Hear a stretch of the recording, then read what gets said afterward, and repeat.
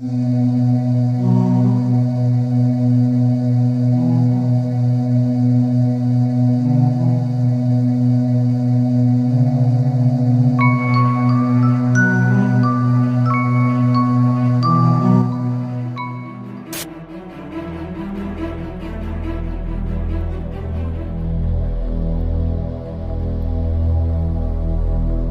you were to stop a random person on the street and ask them for their thoughts on propaganda, chances are they would begin to describe propaganda posters in war films from the early to mid 1900s. To a layman, this could easily be perceived as a positive reflection of an informed society, who knows the historical background and inherent dangers of propaganda when used on the unsuspecting public. However, under critical analysis, this actually reveals a much darker truth. While most people know what propaganda is, the alarming majority of people either strictly view it as a thing of the past or something as to which they are apparently immune. So if the target audience for propaganda to be the most effective is an unsuspecting public, the propaganda machine could easily be running at maximum output and could be quite efficient at morphing the views of the general public still to this day. The only question is, does propaganda still exist? And if so, what effect is it having on our society?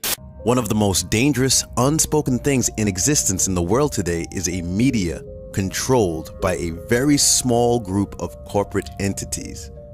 Every day, we are constantly lied to and constantly told what to think, and most of us never even realize it. It's become a duty and call to action to wake people up to this reality. Before blindly listening to what's hurled at you, everyone has a personal responsibility to at least know what's going on before handing your mind over to the many forms of media indoctrination. In short, wake up. It becomes a frustrating experience to wake people up from the matrix, so to speak, and constantly overhear people all around still completely misdirected and mired in false narratives. The day after the attack in Paris, for example, almost everyone immediately began talking about how crazy people in the world are today, changing their profiles to French flags and immediately posting support and condolences.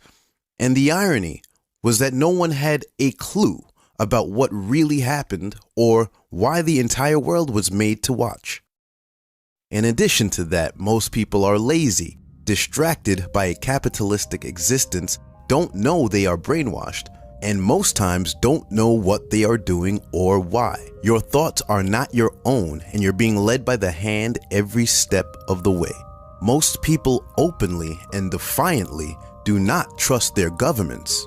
People know better. However, simultaneously, they overtly trust each and everything their government does, says, and presents anyway. Because most people trust corporate news narratives where they get most of their information and never question any of it. Most people are still completely unaware that governments orchestrate and/or stage events all the time. This was always done throughout history and is still maintained today. This is nothing new under the sun. You can't even explain this to sheeple, because you might become the one under attack or ridiculed for trying to tell people the real truth. Unfortunately, we have a world of people who don't understand how the world works. The media is not for information, it's for indoctrination. It's owned and operated by a very small group, and the objective of news media is compromised.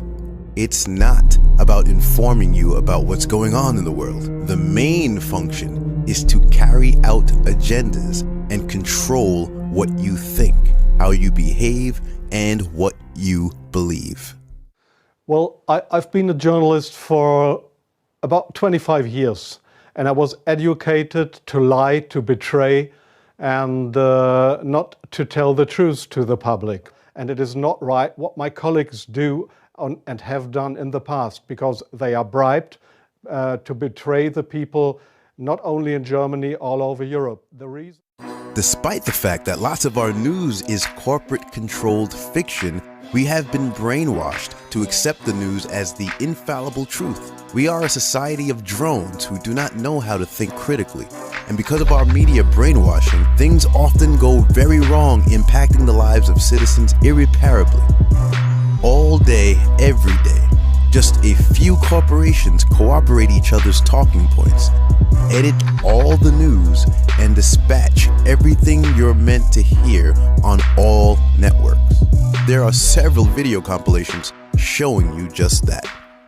Who are you really shopping for this holiday season? It's okay, you can admit it if you've bought an item or 2 or 10, for yourself. It's okay, you can admit it if you bought an item or 2 or 10 for yourself. It's okay, you can admit it for yourself. It's okay, you can admit it, Todd.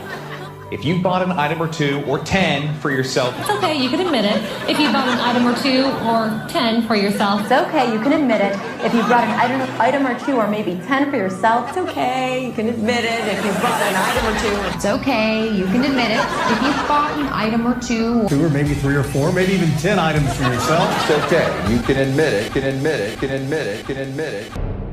A lie repeated 1,000 times becomes the truth. The man who said that even proved it. The lie became part of himself and the system he served. His name was Joseph Goebbels. He was Nazi Germany's Minister of Propaganda. The myths that he created exist to this day. Such Machiavellian activity requires a disguise, which is why propagandists call themselves the public relations industry. But do not be fooled. Public relations and propaganda are interchangeable, and it is the massive public relations industry that is designed to alter perception, reshape reality, and manufacture consent. A Hollywood set designer was brought in to create a $200,000 backdrop for official war briefings. Today, America alone has more public relations propagandists than reporters, which means that nearly half of what people in the West hear, see, or read is written by professional liars.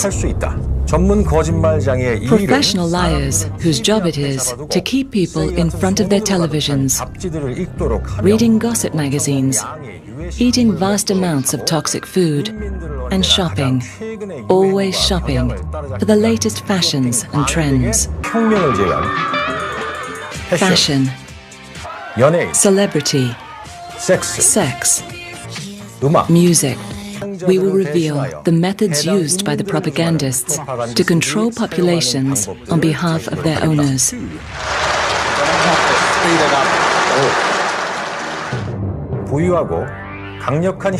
Although these rich and powerful owners only make up 1% of the world's population, they have mastered the use of propaganda over 99% of the world's population, turning them into consumer slaves who work harder and harder to buy things they don't need.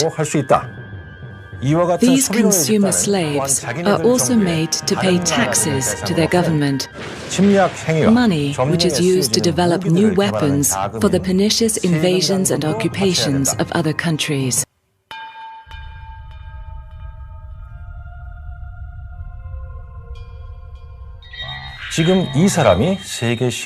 Has this man just broken a world record? Has he just created a medicine that can save thousands of lives? Perhaps he has been chosen to represent his community in some way. No, this man has just purchased a telephone. And these people, what is making them scream and cry with such profound joy? They are on a television program where they are receiving consumer items. This for some boots. This for some clothes shelves. And this hysteria is not because they have found God, but because they are receiving sneakers.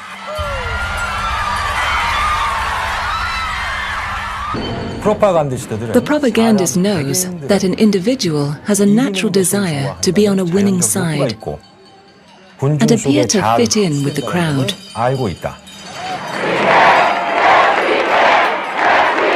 One of the easiest ways to achieve this is to make them chant favorable, yet deliberately vague slogans like, "This changes everything." This is going to change everything. Just do it. I'm loving it. Or support our troops. The point of slogans like support our troops is that they don't mean anything. That's the whole point of good propaganda. You want to create a slogan that nobody's going to be against and everybody's going to be for. Nobody knows what it means because it doesn't mean anything. With this in mind, propagandists can provide simple answers to complex problems and ask for approval without question. Either you're with us, either you love freedom, or you're with the enemy. They can use this method to sell phones, violence, cosmetics, or even false wars, like the unwinnable war on terror announced by these degenerates, and the hypocritical war on drugs announced by this master criminal, who is awarding a medal to this man for joining the war on drugs, despite this man being a drug addict. The goal of propaganda is to form a consensus to a standard set of beliefs by influencing and altering the attitudes of a population towards a specific cause, position, or political agenda.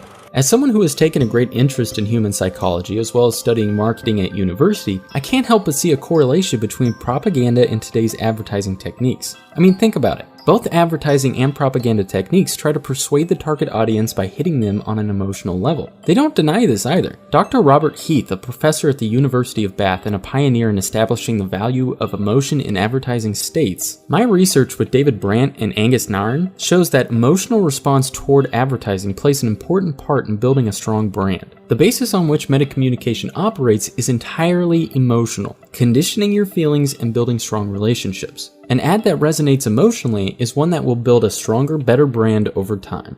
You see, advertising agencies don't just know that their ads can subliminally affect people on an emotional level, they orchestrate their entire marketing campaigns around it. If manipulating people's emotions in order to sell them on something, and to structure how their brand is perceived in the minds of the general public, doesn't sound like Propaganda 101 to you, consider this. Joseph Goebbels was the Reich Minister of Propaganda in Nazi Germany from 1933 to 1945. As part of Hitler's Rotzenstab policy, coordinating the whole population in Nazi Germany behind Hitler, Goebbels drew inspiration for Nazi propaganda by studying the way advertising companies worked in America. Furthermore, Goebbels used his position within the Nazi hierarchy to influence newspapers, the cinema, theaters, art galleries, and radio broadcasts. What's more shocking is how proud the American Advertising Agency was about this at the time. The July 20th, 1933 issue of Printers, Inc., one of the lead advertising trade journals of its time, speaks approvingly of Hitler's methods and gives alarming insight into just how closely related propaganda is to advertising. The article stated, "As is well known, the word propaganda in Germany is used synonymously with the word advertising. Although in this country and in Great Britain propaganda has the unfortunate connotation of being free instead of being paid for, this distinction does not exist in Germany." Basically, this 1933 issue of Printers, Inc. is saying that the only difference between propaganda and advertising is funding. The reality is, propaganda and advertising are cut from the same cloth, and no one in their right mind would deny the existence of advertising in today's world. So why would anyone assume that propaganda no longer exists? Propaganda is a form of biased communication aimed at promoting or demoting certain views, perceptions, or agendas. And just as marketing campaigns on behalf of a given brand use a sinister means of emotional manipulation to sell their product, so too do propaganda campaigns subvert our consciousness in order to sell us on a foreign narrative in a means to manipulate the consensus. Really, the question of whether propaganda still exists today seems redundant in a world built on television slogans.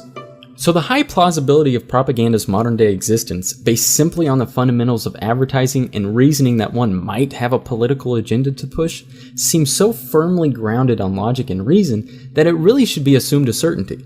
But both the threat and true effectiveness of propaganda is dependent on coordination. If a wide variety of people with diverse views on varying topics all own and contribute to different areas of media, Regardless of how deliberate a potential propaganda campaign may be, the views expressed in that campaign will be cancelled out by the opposition. Conversely, if there's a small group of people controlling the national narrative, it's more likely that the views held by those individuals will penetrate into the messages they present and ultimately make its way into the public's consciousness. And that's just assuming the people in control of media agree on a particular topic. That's not accounting for deliberate propaganda. If you take that same smaller group of people in control of the media and do account for deliberate propaganda, it's just a matter of time before the public opinion sways in favor of the national narrative being presented to them, because the opposition will be non-existent. Now here's the scary part. In 1983, 90% of American media was owned by 50 separate companies. By 2012, that same 90% of media was controlled by only 6 companies. And some modern-day figures have that number down as low as 5. But as damning as the consolidation of media corporations is, it lacks deliberate intention and coordination. That is, until you Google the Bilderberg Group. The Bilderberg Group is made up of 120 to 140 powerful individuals from around the world who meet every year to discuss policy. Oh, and by the way, these meetings are top secret and completely closed to the public. This chart from a few years back links the attendees' connections with corporations, charities, policy groups, and media giants. And don't even get me started on the annual meetings that take place at Bohemian Grove. Clearly, these individuals share similar views and are working to coordinate their efforts. So everything we've covered so far in this video would suggest that propaganda is not only as real as it was back in the early to mid 1900s, but that it's more relevant today than ever before. And so far, we've just been arguing off of deductive reasoning. We haven't even explored an example yet. Now, I could easily point to examples of propaganda in media related to warping the public's perception on politics. What if the two-party system was actually a mechanism used to limit so-called public opinion? What if there were more than 2 sides to every issue, but the 2 parties wanted to box you into a corner, one of their corners? Propaganda used to demean Christianity. But then, Jesus, which religion should our family be? 601, they're all complete crap. Thank you. Propaganda to warp public perception on gun rights. One thing that I think is clear with young people and with adults as well is that we just have to be repetitive about this. It's not enough to simply have a catchy ad on a Monday and then only do it every Monday. We need to do this every day of the week and just really brainwash people into thinking about guns in a vastly different way. Or propaganda related to the glorification of drugs. That was him testifying today in the House with other leading medical experts about this apparently newly controversial issues of vaccines that should never be controversial at all. But the one that I'd like to use for this illustration is propaganda related to the LGBT community. A recent Gallup poll shows the support and opposition statistics for gay marriage between 1996 and 2015. According to this chart, the number of people in opposition of gay marriage has dropped from 68% to 37%, while the figures for those in favor of gay marriage has skyrocketed from 27% to a majority 60% in just 19 years. That is a major shift in societal norms. Be honest with yourself. Whether you're in favor or in opposition of gay marriage, do you really think that this drastic change in social perception was purely organic? The Gay Lesbian Alliance Against Defamation, aka GLAAD, has evaluated the quantity and quality of LGBT characters during primetime television since 2006.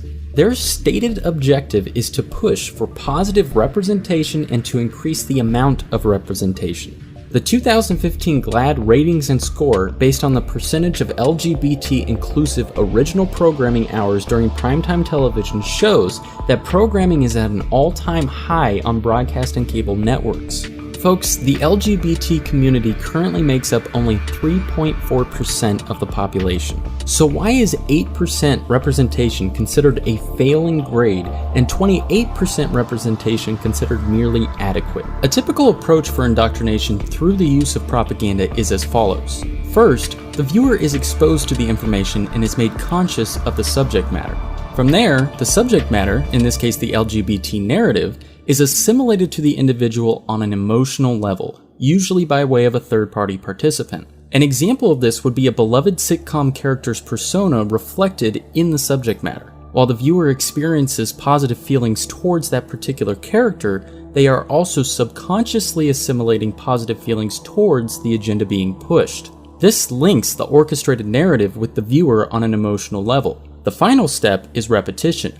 The more the viewer is exposed to this, the stronger the emotional bond becomes, and thus the harder it is to break. This results in a permanent distortion of the individual's views, assuming they held opposing views beforehand. Further implemented techniques, as is the case with the LGBT agenda, also occasionally include a demonization of the opposition.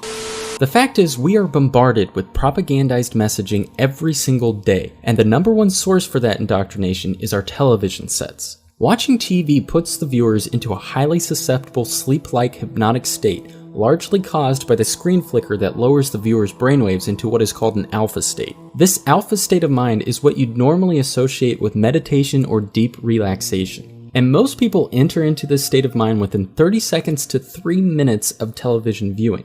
When in this hypnotic state, the information that you are exposed to is downloaded directly into your subconscious mind, where your existing beliefs are altered to form new beliefs without you even noticing. This is a very suggestive state of mind in which the right side of your brain tends to not critically analyze incoming information as it normally would. Again, check out the links in the description for more information. The average American watches 2 to 5 hours of television a day. Over the course of an average lifetime, that figure amounts to 9 years of a person's life. That's 9 years of indoctrination dedicated to programming every single man, woman, and child in this country. Now you may be sitting there thinking to yourself, but isn't propaganda illegal? Or wouldn't the government try and stop propaganda? Well, as it turns out, no. Back in 2012, an amendment to the National Defense Authorization Act, the NDAA, proposed by Mac Thornberry, a Republican from Texas, and Adam Smith, a Democrat from Washington, effectively nullified the Smith-Mundt Act of 1948, which explicitly forbid information and psychological operations aimed at influencing U.S. public opinion. This amendment effectively allows the United States government to legally use, quote, information operations on the American public. These information operations, or IOs for short, are loosely outlined as incorporating, quote, the integrated employment of electrical warfare, computer network operations, psychological operations, military deception, and operations security in concert with specified supporting and related capabilities to influence, disrupt, corrupt, or usurp adversarial human and automated decision-making while protecting our own. And the primary purpose for IOs is to, quote, shape the essential narrative of a conflict or situation and thus affect the attitudes and behaviors of the targeted audience. So not only does the government permit propaganda to be used against the American public, they've actually taken special precautions to legally use propaganda on the general public themselves. People, propaganda is the most effective on an unsuspecting public. If you're the type of person to limit propaganda's existence to the pages of a history book, or think that you've somehow evaded any form of propaganda and its effects on your beliefs, then you are actually the perfect candidate for the propaganda machine. Now, I know it's difficult to consider that your beliefs may not be entirely your own, but it's important to try. The first step to overcoming any form of indoctrination is to be aware of your own susceptibility and to take an honest, introspective look into your own beliefs. Because propaganda is most effective when combined with emotional stimuli, it's important to analyze your own emotional responses to conflicting information that you may be presented with. In other words, if someone says something to you that you disagree with, and you feel an intense emotion in response to what they've said, chances are the beliefs that you hold on that particular topic are intimately tied to an artificial emotive response ingrained in your mind through years of indoctrination. At a 1991 closed-door meeting of fellow internationalists, billionaire and former CFR chairman David Rockefeller praised his media allies, but his confidence that his words would not leave the room was later broken. We are grateful to the Washington Post, the New York Times, Time Magazine, and other publications whose directors have attended our meetings and restricted their promises of discretion for almost 40 years. It would have been impossible for us to develop our plan for the world if we had been subject to the bright lights of publicity. But the world is now more sophisticated and prepared to march toward a world government.